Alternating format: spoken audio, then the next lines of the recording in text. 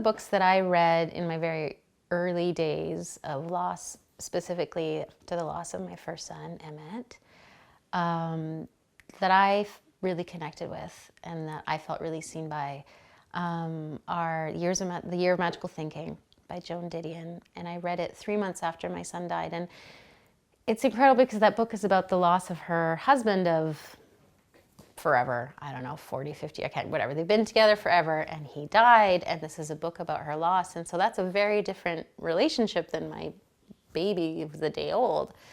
But I felt so seen and understood by that book in this way that even all the people around me, I was like, can you all just read this book and like get what I'm going through? And although even in the book she says, like, when we're recently bereaved, we're invisible to everyone except others who are recently bereaved. And so I felt like that book was this other person that saw me. And so that's a book that I love and still love.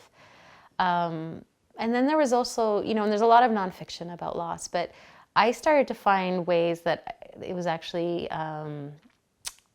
less specific about like the loss of someone that felt like more helpful to me. One of those books was called Trauma Farm, which is a nonfiction book about a farm on Salt Spring Island. And I loved it because it's just this incredibly frank description of what happens on a farm, and this way that like the forces of nature and the way they're unstoppable and alarming a lot of the times. Like, nature's so beautiful, but also like weird things happen. And I found that actually kind of helpful, just being reminded of like being like an animal in this world. I really